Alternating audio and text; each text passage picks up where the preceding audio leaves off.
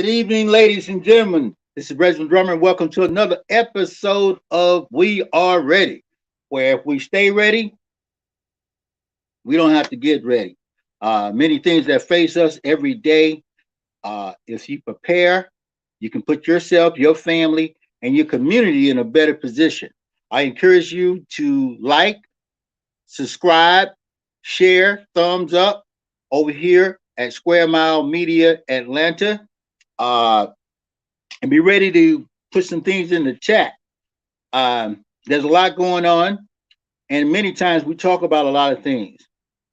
One of those things is surviving if it got real bad, if everything just went and hit the bottom. Yeah, you still have to prepare for that. You still have to prepare your family so that they can survive and be ready for whatever comes down. We never know what's going to happen.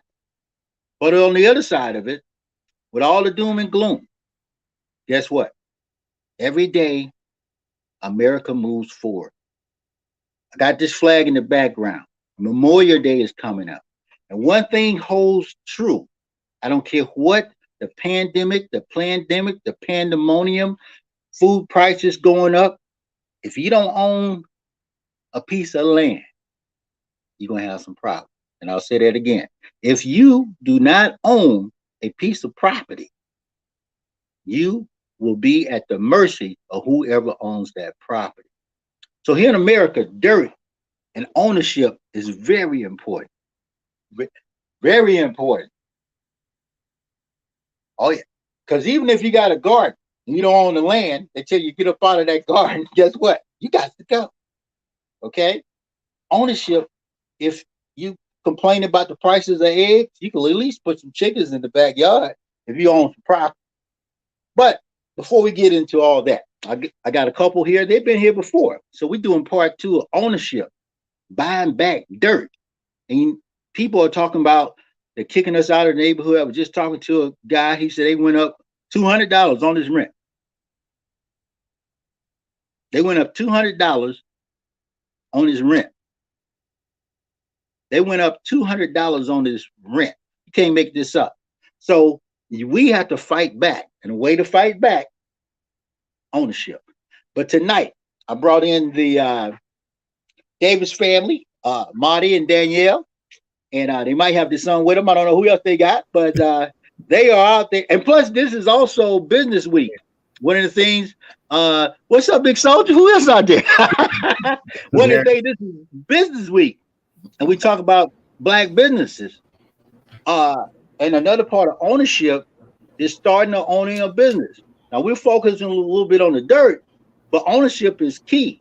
If you want to put your fingerprint on America, that's what you're going to have to do. But I'm going to let y'all introduce yourselves as a family, what you're doing, how you're doing it, and what you're doing it with. What's up, Marty, Danielle, and I got to see your name down here.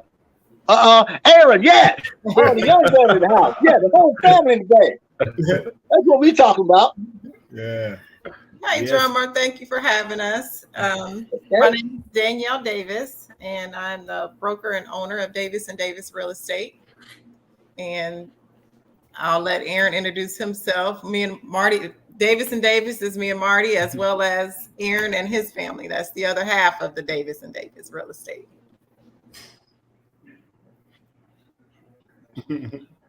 All right, go ahead. And then my name is Aaron. I'm a realtor as well under Davis and Davis. And yeah, we're pretty much a real estate brokerage firm where we help families buy and sell real estate. And then we're also real estate investors as well. So, we don't just help people do it. We also do it ourselves. That way, we can experience everything that everybody else is experiencing, throughout the transaction. So that's just a little bit of what we do over at Davis and Davis Real Estate. Okay. And we're just gonna throw it in there. Recently, I was just saying, and there's nothing wrong with renting. There's nothing wrong with not owning anything, but you are at the mercy of whoever owns something when it comes down to going up on the price. Because just say gas goes up. Right. Well, they're gonna make sure your rent goes up so they can buy more gas. Yeah. Just say you go in the grocery store, the chickens and the eggs go up. Well, they're gonna make sure you pay for their eggs. They're not gonna miss the beat, the owners. But anyway, I'm gonna let y'all get in there. You tell us a little bit what motivates to get in there. I know we talked about this before. So many people look at stuff and they say, "Look what they doing." I don't wonder what they gonna do with that. I wonder. But you have actually, as a family, looked at that and actually bought properties and actually have renters and many things. So just elaborate a little bit, just bring our audience up to speed. What are you doing and how you got involved in doing it? Well, we like to start off, the reason why we even got into real estate is because we wanted to have ownership. So you mentioned it earlier when you were talking about if you're a renter and the prices of eggs go up, you can't do anything about that. But if the prices of eggs go up and you own your house, you can have chickens in your backyard and you can, get your own eggs. So that's one of the things that we really try to focus on is ownership, just to have more leverage and have more say so in not only our own homes, but other properties as well, because we don't want to put ourselves in a position to, like you mentioned earlier, for the landlord to increase their rent out of nowhere, a couple $100s, when some people that's a lot of money. If your rent just increased by a couple $100 out of nowhere. So in order to avoid that, the main thing to try to do is just have ownership. That way, you can be the say so of what you're going to pay per month, and you don't have to have anybody else telling you, what you have to pay per month. I like that. Yeah. And I know we probably asked it before, but your motivation as a family, because some people, they buy a house, and I see all these seminars about multiple family dwellings. If you can afford a house, you can afford a duplex, and a lot of people don't realize that they like, man, I'm struggling with this apartment. I'm paying about $1,800, and they don't realize they could get a house, probably pay half of that, and probably rent it out to somebody and let somebody else pay their rent. Exactly. And they be the landlord. But and I know I'm putting it out like that, but how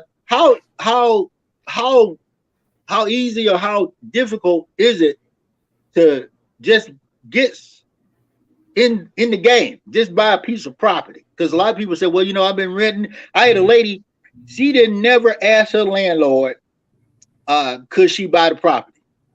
Wow. And when he died, the son didn't want the property. He said, well, I'm just curious, Dad never asked you never talked to Dad about only you've been renting 20 years.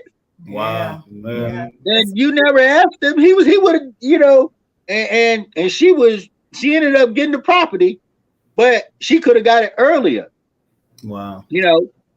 But what are how easy or how is it to actually get into buying a piece of property? Because we see all these little seminars, people say you can buy some property for no money down and, buying back the hood, all this stuff. But I mean, how easy is it without just giving everything away? But I mean, because people they make it seem like it's hard. I think you touched on it just when you were talking about the young lady that was renting for 20 years, Drummer. It's the knowledge and knowing that it's possible, number one. Like having a surrounding or someone in the family that can tell you, you've been renting for quite some time. You may want to think about owning. But if no one ever puts that idea in your head, you're just going to continue renting. So I think it's becoming more common nowadays. I mean, it's out here. Ownership, everywhere you look. So that's the start, I think.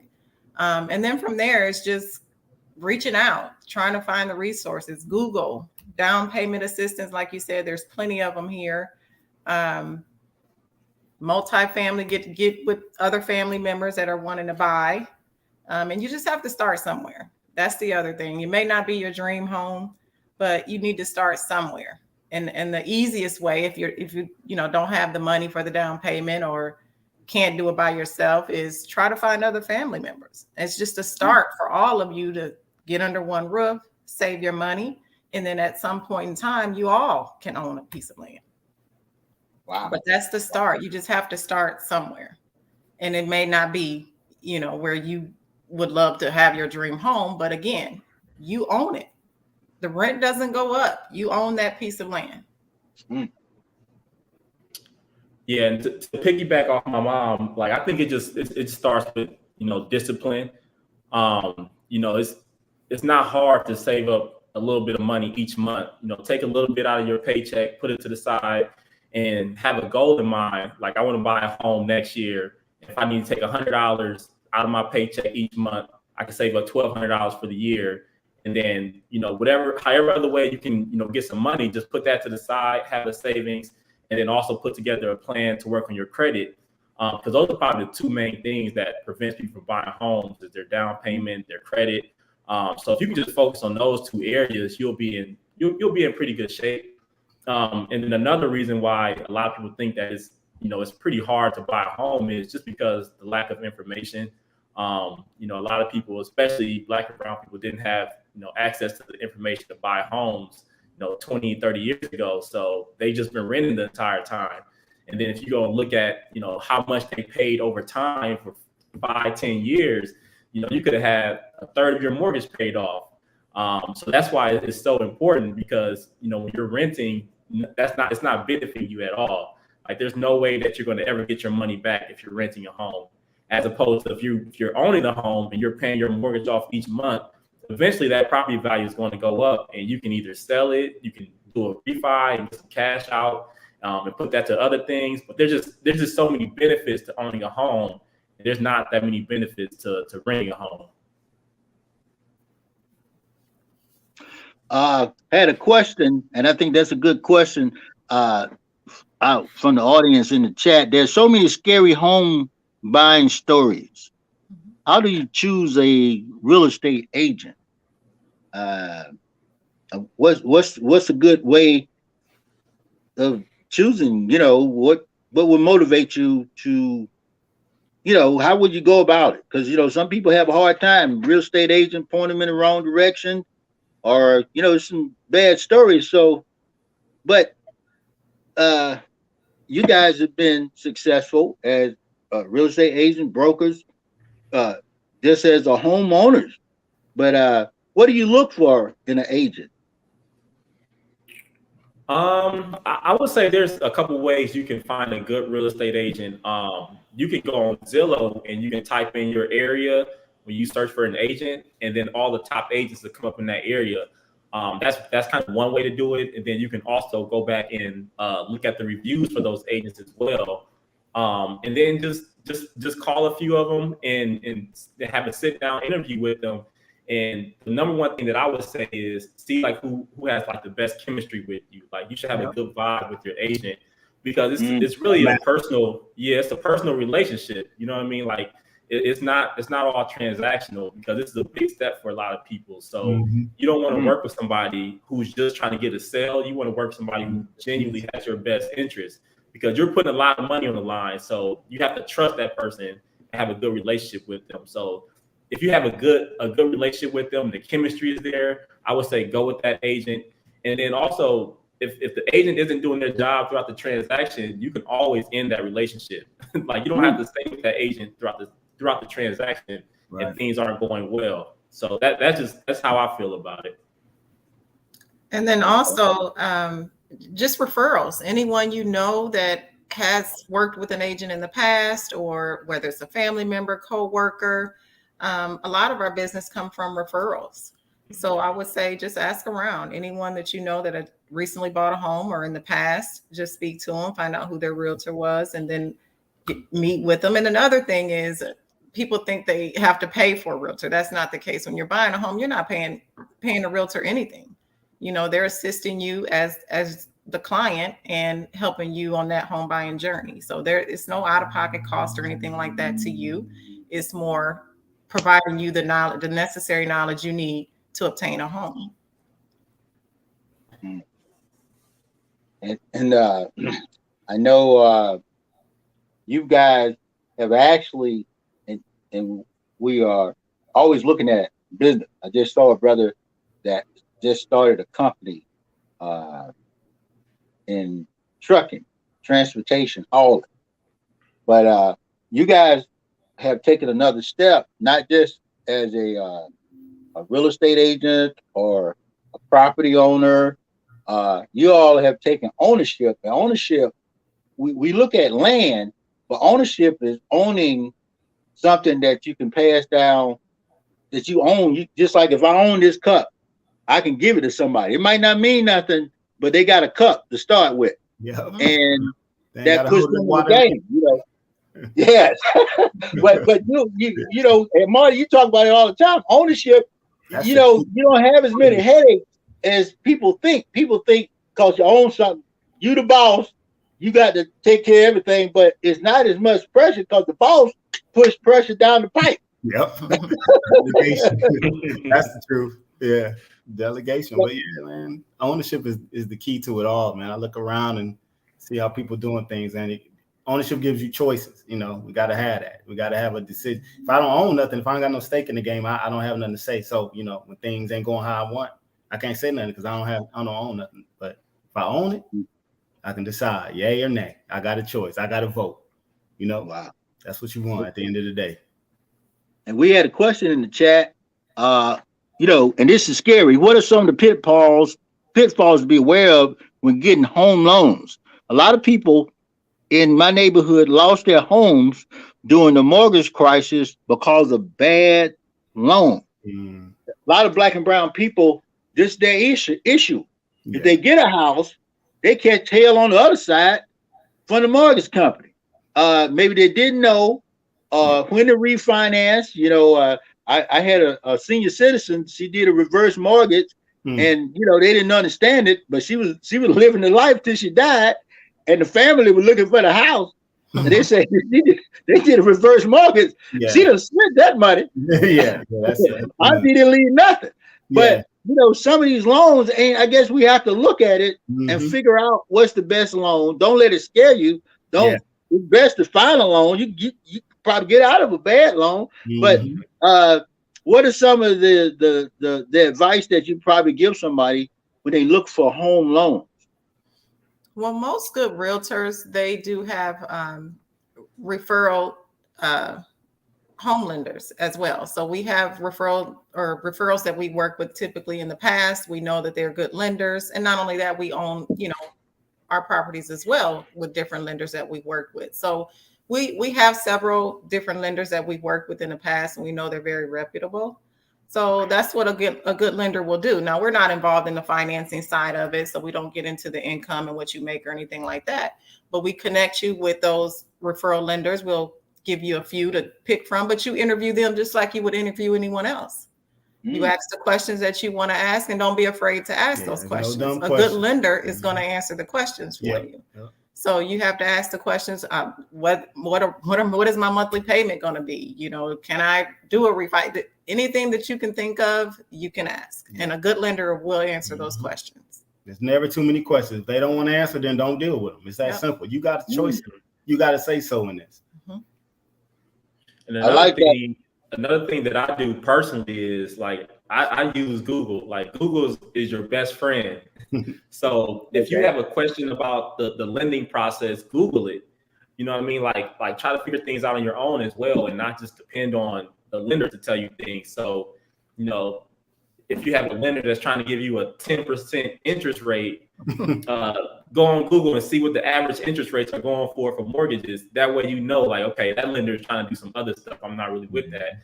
Or if you have a lender that's trying to charge you 6 points when closing, which is like 6% of the purchase price for your closing costs, go on Google and Google like the average amount of points for closing, or whatever questions that you may have. Or if you want to just find out what your monthly payment will be, you can go on Google and get a mortgage calculator, and you can just plug in the numbers for everything, the purchase price, the mortgage insurance, everything, and you can figure out your monthly payment yourself. So I would just say use Google as well. Like Google is your best friend, and try to figure out some things on your own and not just put everything into the lender's hands. Yeah, this is information age. It's all out there. There's nothing hidden. Like if you really want to know nowadays, it's out there. You know, it's all out there. Seriously, it really is. And I know it can be tough because for a lot of us, we don't know what questions to ask. But that's where your realtor will come into play. You know, so a good realtor will guide you, you know, and right down the right path to know which questions to ask those lenders.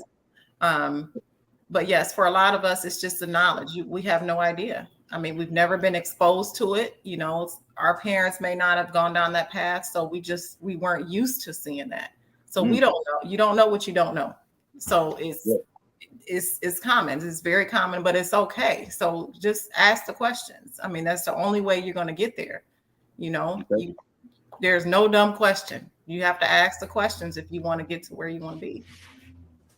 And we had a question out of the audience, Letitia. That's is the current real estate climate a good time for first-time home buyers? Is it a good time for first-time home buyers? Because sometimes people say, "Man, these big money folk coming in, scooping up all the property." You know, they push the regular small guy out because they coming with lumps of money, and you know, the guy's like, "Hey, I had to go with them." Right. Yeah. So that's a interesting question. We get that a lot, even with family members, looking at the interest rates and is it a good time to buy? And then my question is, why not? What is the alternative? Renting is the alternative, and the rent is going to continue to go up. So if we just can't just focus on everything that's going on out here because there's so many everyone has their own opinion about it first and foremost. So it's going to come down to the individual. I think to me personally, it's never a bad time to buy property or land because the alternative is just, but that's for me personally, the alternative is just renting. You're giving money away. So even if their interest rates are at a certain rate right now, they won't always be there. So if you're in position, when I say position, your credit is good and you know you have money for down payment or you're in that position to purchase, I say purchase because we don't know what the rates are going to be next year. We don't know what the rates are going to be next week. You know, so if you're in a position to buy, I'm always going to say go for it. Tell you like this, we're buying. We're not. Okay. Like, you know, I'm living on the same world that you're living in. I'm dealing with the same terms, but guess what? I'm still buying. Opportunity coming across our desk right now. Guess what? We're buying. You know, it is what it is. We're not gonna let ownership is the key. I love pay yourself.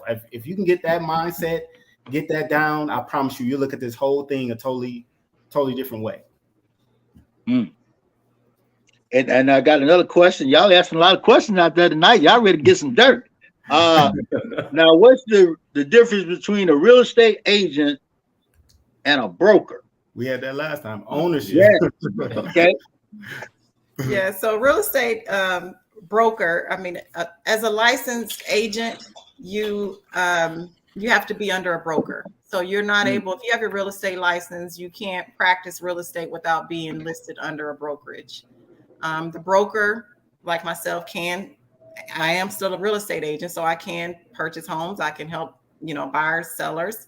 Difference is I can hire agents to come up under my firm and work under me. They're all independent contractors as a real estate agent, but they're working under my brokerage, which is my reputation, pretty much. So that's the difference. We're all licensed agents, but you are not able to practice unless you're under a brokerage. Wow. Okay. And I had the big thing out there, people say everything's going up. You got gentrification, you got neighborhood property being scooped up. I saw a neighborhood where a property had gone down, and the neighborhood, instead of buying a clubhouse, they bought the house that was going down in value, and they turned it into they actually rented it out as neighbors. So it's a lot of things that people, because people see. I got a buddy, he goes around with a sign talking about no gentrification.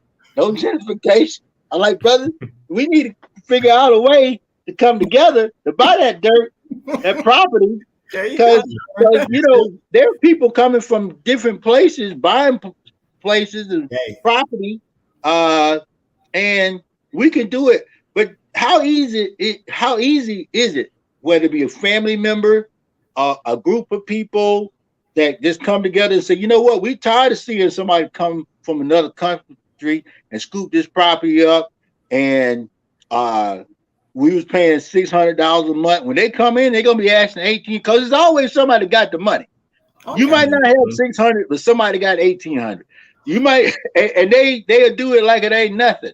But how easy or difficult is it for a group of people to come up? Because I know one time we said you could put, and we laugh at folks from different groups, but they put about 8 folk on the mortgage. I mean, we put the cable in the baby name. I've seen people put they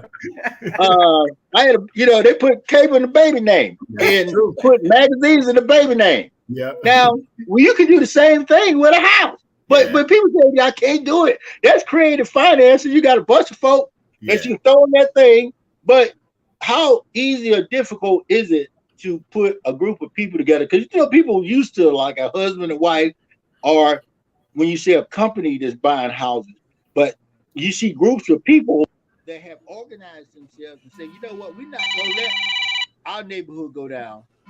We're going to buy the property here. But how easy or difficult is it to do that? It's not difficult at all. So when you speak about companies coming in and buying up properties, all these companies are hedge funds, and the hedge fund is basically a fund where people pull their money together to buy properties. So if you have 3 or 4 friends or family members and y'all want to buy a property together, just take the same blueprint that they're using and do the same thing. And the thing about like buying property as investments, the criteria for getting approved for those loans is a little bit less strict as opposed to going with like traditional lenders. So it won't be very difficult to get approved for a loan. It's just a matter of you guys, getting the information and pulling the money together to buy the property. Then as far as like gentrification, it's a tricky subject because it's going to happen if investors see that the value is going up in the area and that the homeowner isn't taking care of his home and it's about to go into foreclosure, whatever the case may be, they're going to buy that property. So it's going to happen. The thing is, if it's happening in your neighborhood, figure out how you guys can go and get that property instead of letting somebody outside of the neighborhood come in and get the property. And then also, property taxes for people who's been living there for 30 some years are going to go up as well. So that's a whole nother side of like gentrification. Something that I don't know the answer to, but that's just something else to think about is the property taxes for somebody that's been living there is going to go up extremely higher. So it's a couple of sides of gentrification. We'll be getting into it all night, but like I said, it's going to happen. It's just a matter of, are you going to benefit from it, or are you going to let somebody outside the neighborhood come in and benefit from it? Yep, that's what it comes down to. Wow. So neighborhoods do have a choice. And I had another question out here. Thank you, Letitia. Are you guys looking into buying multi-family homes and adding that to your portfolio? Because we see a lot of people talk about the multi-family homes. Do you all have any multi-family home properties? Or how do you look at that? So I've had a multi-family property, a duplex. It was an older home, and it was in a great area, up and coming area. And then we eventually sold that one, and we're trying to buy another one as well. But because of like the prices of multifamily now, and you got all these other hedge fund companies coming in from out of state, buying all the properties, it might be a better option to try to just build your own multifamily as opposed to like getting something that's already on the market. So those are things that we're talking about for sure. Is just building our own multifamily and just trying to figure out how to do that as a group. And the other thing I wanted to touch on is when we were talking. I've seen people. Oh, can you hear me, Drummer? Keep reading it. Go ahead. It's a little delay. Yes, ma'am. Go ahead. The other thing I wanted to touch on was when you were talking about how do you get, people together, it starts with like-minded people, number one. Like you have to have the same goal in mind when you're searching for those group of people. It can be family members, it can be friends, it can be, whoever, but they all have to be on the same page and have the same goal in mind. Obviously you have to have some level of trust to be signing on the dotted line with multiple people. So everyone has to have that same goal in mind. And like my mom said, the hardest part probably isn't, And getting your money together. another, It's just about having that trust with everybody. It's not as easy as you think working with people when it comes to money, especially like family. So that's probably the hardest part. Yeah. and I had a question, and this is I see so many people that have property, and it was in the family, and when they got it, it might be in probate, need repairs, and the family can't make a decision on is it worth. Let me read it just like they put it. We have a family home that's in probate. It needs repairs. We haven't decided if it's worth doing repairs to increase the value or selling the property as is. How should we approach that decision? And a lot of families have properties like that. Might have got it from Big Mama or somebody like that, and he say it's jacked up. And people coming by. I just had somebody say $5,000 for it.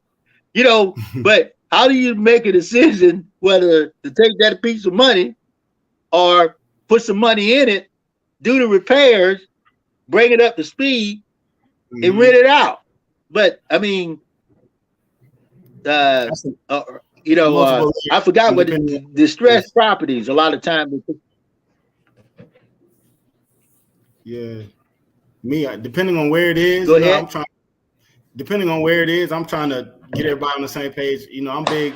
Me, I'm gonna say ownership till it's over with. I'm trying to own it and repair it, and then that can start the ball rolling for us generationally. You know what I'm saying? So I would try to convince everybody on that point. See how much repairs are. You ain't got to do it all in one day either. It's step-by-step process. This ain't no overnight thing. What you seeing now, this is, we've been working on this for 7-8 years now. You know what I'm saying? So this is the result of it. But you got to get everybody on the same page, figure out what the plan is, and something like that. I'm trying to keep it in the family. That turns into money, man. Like they don't understand how important that is. Y'all already got the jump start. If you got something, hold on to it. Just repair it a little bit at a time, and build that way. Is what I would say if I was involved in that. Hopefully everybody would get on the same page, and try to do it like that. And most times it's finding contractors to do the work.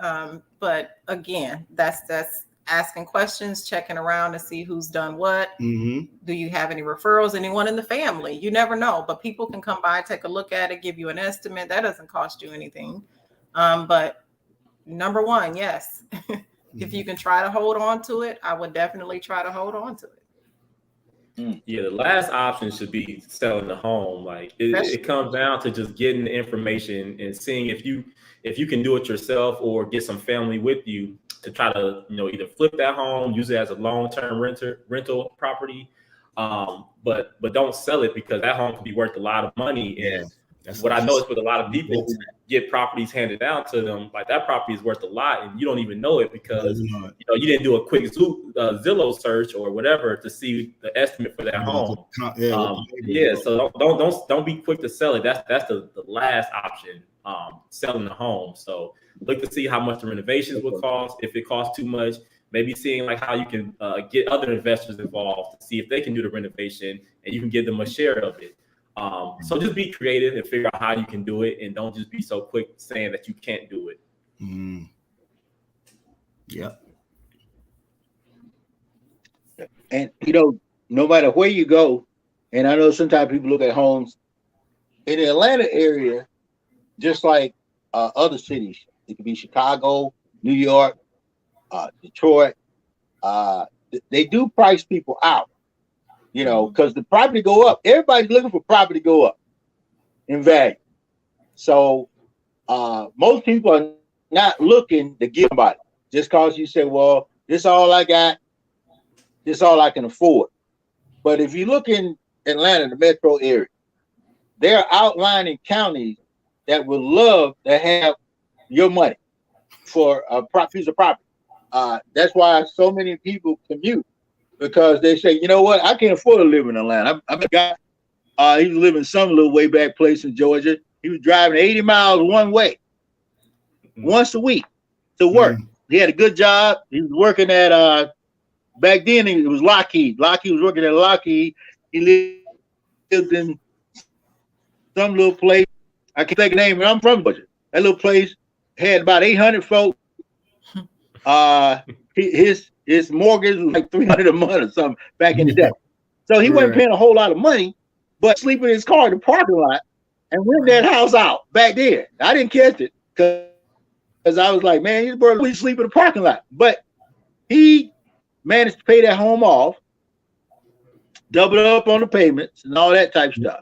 You know, but their property in so many other spaces, you just don't have to look at these where these hedge fund folks are spending so much and pricing people out. We had another question. My 20-year-old grandson is interested in becoming a real estate agent.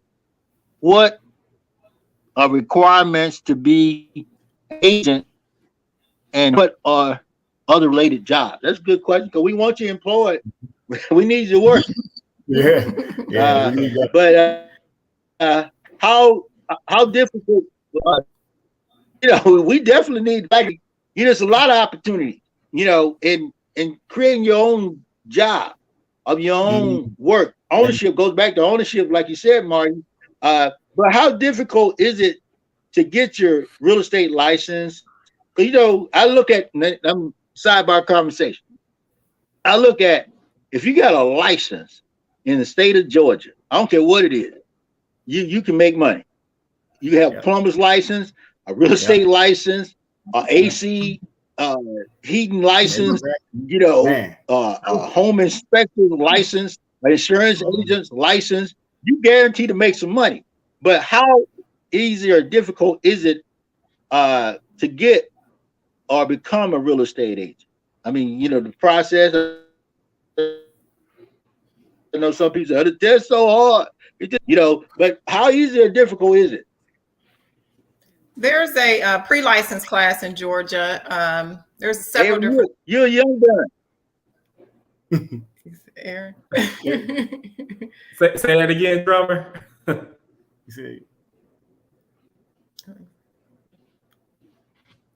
screen froze. How easy? Because you're a young brother. You know how easy? Because you know people say, well, you know, I don't want to go to McDonald's. Even though they're making, they got a signing bonus. You pay 20, and you might say, you know what? I want to get my time back. I might want to be a real estate agent. A young gun coming in, 20 years old. How easy or difficult is it to be a real? As far as the requirements, like my mom was saying, like you just take the pre-licensing course, and you can even take it online, and that's pretty easy. You can use the book to get through the pre-licensing course. The hardest part will probably be just passing like the state exams and the national exam. But it's not as difficult as passing like a regular exam in school. So if you study for it, you'll pass it. Like if you commit yourself to passing the course, you'll pass it. It's nothing too difficult. The hardest part is once you get your license, figure out what to do after that. That's probably the thing that probably pushes a lot of people out the business is actually getting business. So that's probably the most difficult part is finding clients, getting family and friends to send you referrals, and then really structuring it like it's a business and not like it's just like a little side hobby. Because if you do that, then you won't be successful in it. So you have to be 100% committed to being a real estate agent if you want to be successful at it. So just making that a priority and putting time and effort into it. Okay, and you know, especially now, because one of the things coming out of this pandemic or pandemonium, a lot of people have had a lot of time on their hands. And during that time period, some people worried about what was going to happen, who was going to do this, how they was going to do it. And meanwhile, back at the ranch, people was buying some of this American dirt up. I don't care how they got it. They got it. You know, so this is an opportunity because we encourage people to go in business for themselves. If you can't find a job, if people laying you off, you can make money actually finding houses for people. They would call them bird dog fees in the day. I had a guy say, man, you find me some properties that's up for sale. I'll give you some money just to find them. Write them down. Now it's easier because you got the internet and you just, see it. There's a lot of things that people can do within the family. And even if they was coming to the house to get some extra money, get a David, you need to be putting everybody to work in the house so they can get a house. And I'll share this story. There was a family. We were doing the COVID. I had to think of the acronym. We call it It's Cap Time. We're going to action, preparation, training, information, mobilization, empowerment. But it was a family. The husband and wife were paying. They was renting a house for like $1,800 a month. They had 2 kids. Kids want to get out the house. They was paying about a grand a piece. Then their mama, his mother-in-law, she was at a senior citizen place. She was paying about $1,000 a month. Well, when COVID hit, they all had to come. They came together as a family. Now, believe it or not, they were spending about $7,000 a month before COVID. Yeah, they didn't know they had that much money because they were spending it individually. Yeah. So they came together as a family, and for about 6 months, they shut it down. They just rented. They was renting. They was renting that $1,500 apartment, but the kids weren't paying $1,000. That's pulled $2,000 into the game. The mama, she was saving about $1,000. That was $3,000 that all of them chipped in, and then later they was able to buy a house. And the mortgage, they bought something out there in Atworth, outside of Atlanta, and they growing chickens and growing food while everybody else is trying to worry. That's it right there. The price of eggs. Yeah. They said, no, I'm about to bring them over here. They said, bro, we got eggs. We got roosters and chickens out here, and nobody tell us to keep the noise down. But I got let me see. Housing costs are rising in Metro Atlanta. It's the same happening in other parts of Georgia. And although we just shared that, sometimes you got to get outside the perimeter. See, Atlanta is pricing folk. I know Atlanta gonna be hard, unless I got some property that people paying me rent so I can live in Atlanta. Yeah. Because you gotta let somebody else give you some pay, leverage that money. Because if you just hoping to have a job and rent, they gonna price you out. Yeah. But they're, like I said, that guy was traveling about south to work at Lockheed every day. And sometimes he just sleep in the parking lot. Yeah. Wow. Now they was laughing at him, but he bought a house, 70 miles away and paid for it at there. Yeah. But I think the question was, housing prices, and it's good that housing prices going up, because if we come together and somebody paying you $4,800 a month, you think I'm gonna be telling people we're not looking for the $700 renter or the affordable housing person? You're looking, because there's some people coming from different spaces that and they might, they come in here with money. They're like, man, $5,000, bam, hit the first payment, hit the last payment, and this is just to get it in order. And so people that might not be able to live in Atlanta because the prices is going up, like New York, all those places price folk out. Chicago did the same thing, but you can go outside the metro area and find you a piece of dirt that gonna be reasonable for you. You make happen in Atlanta. If you find something else you can do other than go to work, in the traditional fashion, then you can wait and afford to buy a piece of property here,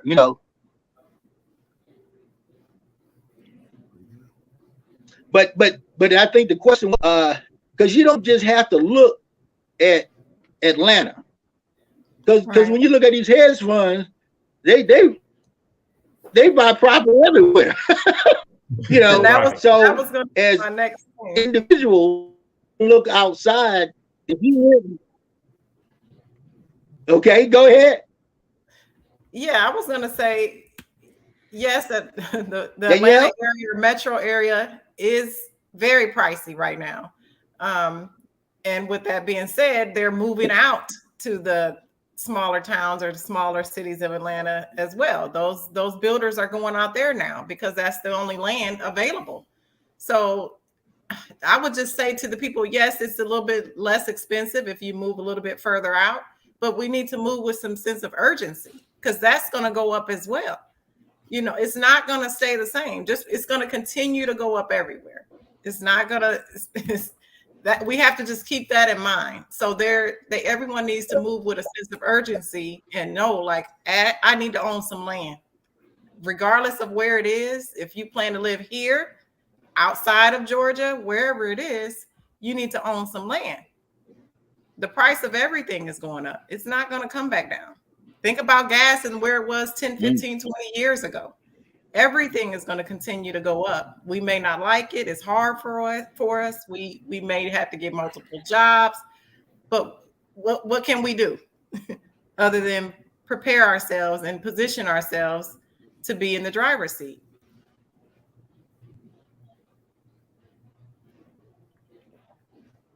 Oh, somebody asked a question.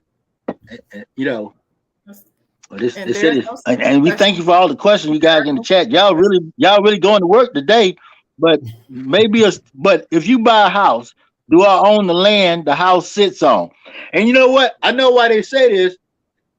There's people that bought property and they found oil or some precious minerals unknown. They told them, you own the house, but anything under this property we own. And they had no rights to oil, water, or anything like that. But if you buy a house, do you have the rights to whatever it's sitting on?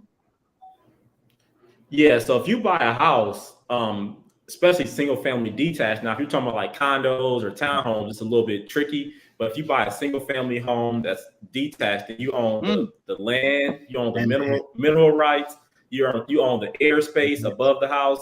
So you own not only the house, you own everything. So if you want to tear down that house and build a new one, you're able to do that because you own the land. So that's where ownership comes in. Now you can get creative with your house. You don't have to just keep the same house. You can tear it down and build a house that you really want. So yeah, you own the land, you own the airspace, and you own the actual house. I know in some states like Texas, you come across that drummer where you have the oil and things like that, where you don't own, the mineral rights and things like that. You may come across that in states like Texas are known for that, but Georgia, you own all of it. Wow. And had another question, you guys. Thank you, Letitia. This is a good question. Another question, guys. Have you guys looked into demolition of old houses and rebuilding them from the ground up, finding prime property and doing a demolition? I think we said something like that, because, I see some people see these condemned properties and they see them as ugly ducklings. But there are people, especially when you go down to South Georgia, I saw a guy park a mobile home, knock the house down, and parked a mobile home on the property. And he kept the property, but there's so many ways. But when you see old property, because different people do different things. Some people will go in and rehab property. That's a way of doing some stuff. I think sometimes the flippers do that. They just go in, throw some money on it, and get somebody in the property. But then there are some places where you got better type renters. You got people that not looking deep into what you guys are doing, but you might say, you know what, we're looking for people that can get in a property where they're $1,800 and above a month for rent, and they're not flinching at it. They want a nice home. You do the repairs and necessary things, but you're not trying to bring a property from zero and able to be inhabited by a renter. Now, some people like demolition type property where they go in and like I say, you can't make this up. There's a guy, he got a compound. Now he out of the city limits. He put some boxes. He bought some storage houses, and he got about 15 of them. And you wouldn't believe it, but people are in them. Yes. Oh yeah. they rent them because I mean he knocked down houses and just said, you know what? Yeah. We'll put these storage houses out here and go for paying. He got a little fishing lake back there, but he's in the country, where nobody's pushing hard laws. You can't do this in the city. Right. That's why sometimes outside of Atlanta, people can do different things that they can't do in a city because of different zoning things and that nature. But people are doing a lot with property. And it doesn't have to be right here in the metro area. Oh yeah. Yeah, and you mentioned people look at those. But now you mentioned people look at those distressed properties as ugly ducklings. They need to look at them as dollar signs. That's how you look at those properties. It may not look like it at the time, and you may not know what to do with it. But once you have it, then you just start asking your questions. There's no sense of urgency to get rid of it. Hold on to it until you can find out how to make some money. Mm-hmm. Yeah, and then demolition and building. I got another question. That's also profitable as well. Like if it's a good deal, then everything's an option for us. Like if we get a good deal across the table, and it might not be worth doing a full rehab, it might just be worth tearing it down and build a new house, then we'll go for that. Like we're not canceling any deals. No, we're not.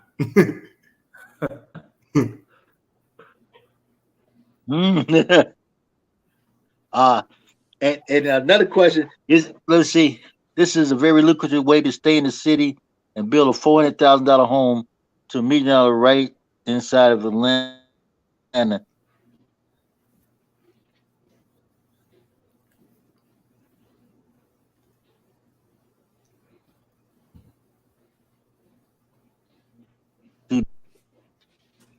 To go in and knock down some property and put a price tag of $1 million out there. In the hood, we call it the hood over in Bankhead.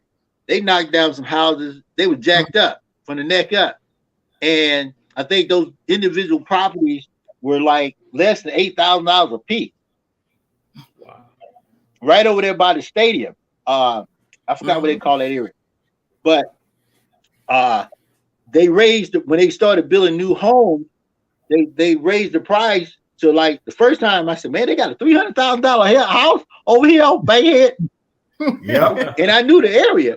And then I was really surprised when I saw $1 million house over there.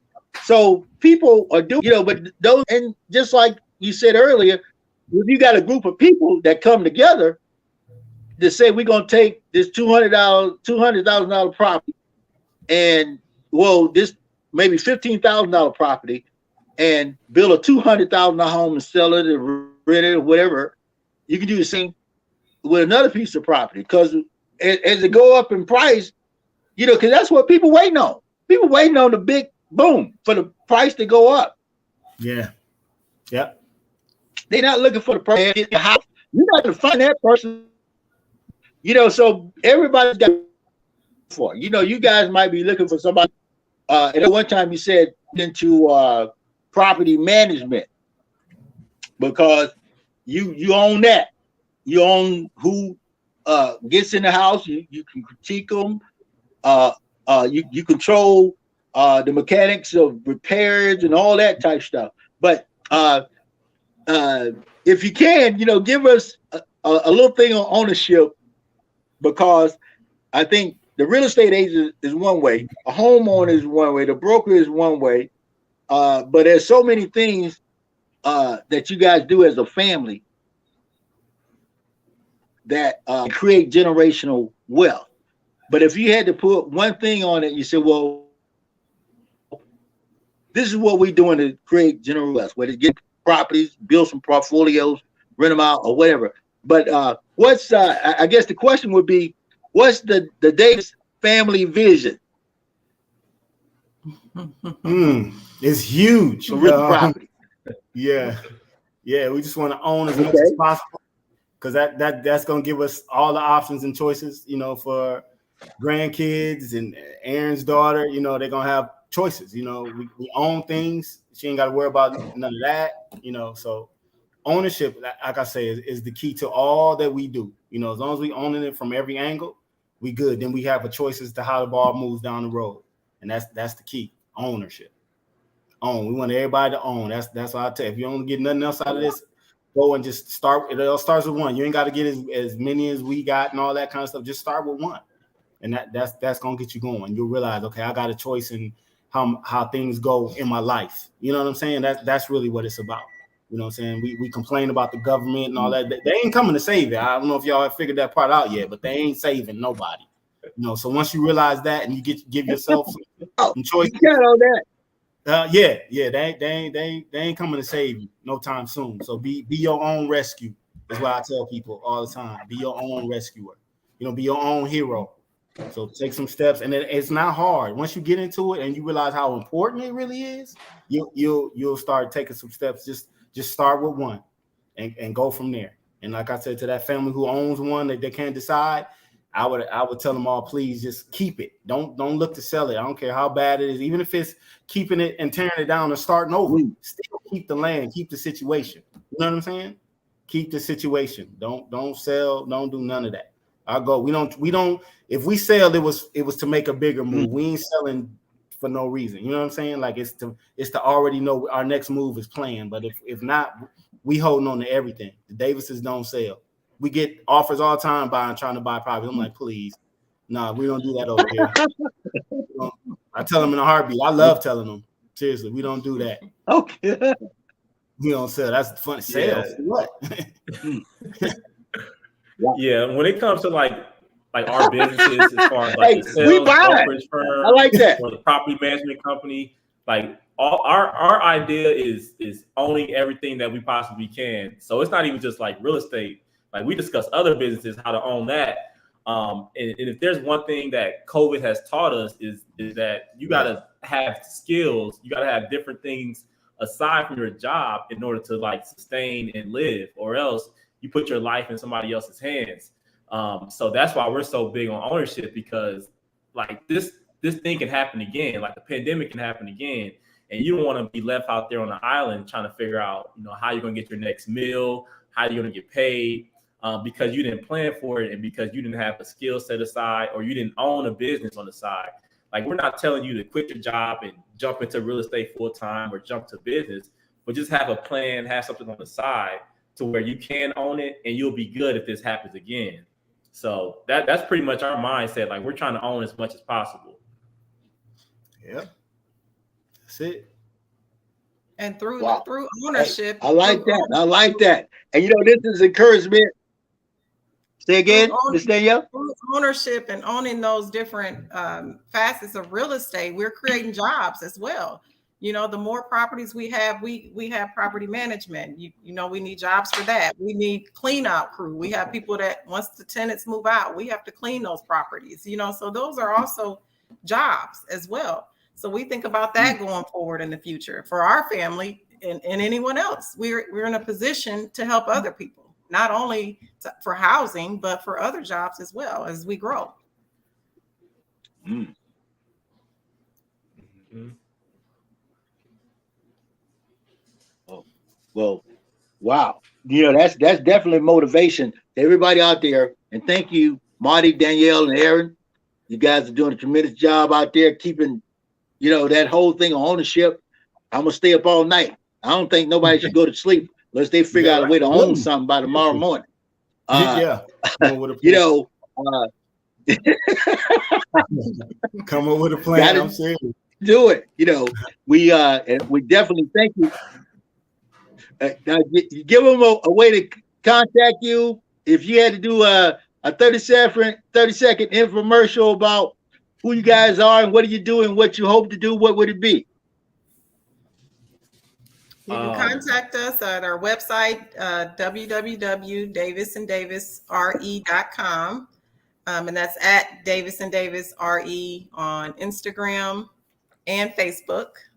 And our phone number is there. Well, my phone number is there on the website, and Aaron's is there as well. Any questions you have, just ask the questions. You don't have to be in a position to buy today, but ask the right questions now to prepare yourself so you can be in a position to buy in the future. But you have to start somewhere. Most people's biggest mistake is thinking they have the time. And we don't know how much time we have here, and we don't know what's going to happen tomorrow. So you need to be asking those questions now and position yourself to purchase in the future and have a sense of urgency about it. Yeah.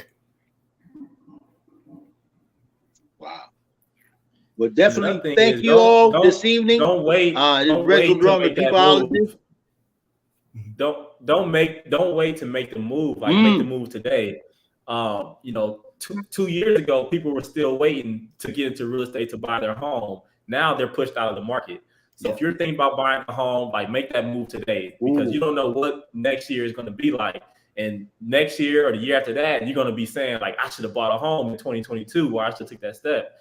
Take that move now, because eventually the property price will go up. So it's going to benefit you in the long run. So if you're thinking about it, just jump in and ask those questions.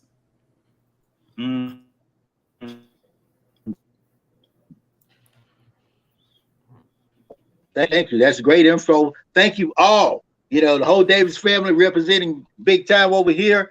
I encourage everybody. Nobody's coming for us. If you're not ready, you're going to be at the mercy of whatever shows up. You can cry, you can moan, you can pray, but guess what? If you ain't putting no work in to prepare yourself, your family, and your community, you're going to have some problems. We always share some things, whether it be doom and gloom, but even after the pandemics, or the pandemonium, guess what? You still might be alive. And that means that you can do something to increase your chances of survival. Whether it be food shortages, prices gonna go up, you can't stop them. We encourage people, buy some property, become an owner in something. Don't leave this planet without owning something. Don't leave this planet without owning something. Don't leave this planet without owning something. I encourage you to like, share, and subscribe, and give us thumbs up in the chat for our Square Mile Media here in Atlanta. This channel is open and is sharing a lot of positive things. I'm proud to be a contributing commentator over here with We Are Ready. I encourage you to stay ready. If you're not having drills with your family, if you're not having conversations like this with your family, you'd be surprised. The young lady tonight found out that her 20-year-old that she didn't even know was willing to do anything got inspired to want to at least think about being a real estate agent. You never know what tools you have in the toolbox. With that being said, Reginal Drummer, have a great week, and we'll see you on the next one. And remember this: stay ready at all times.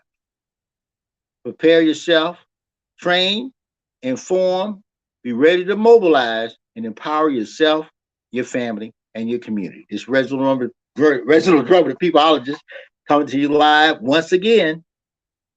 And we say this quite often: the secret of walking on water is just knowing where the rocks are.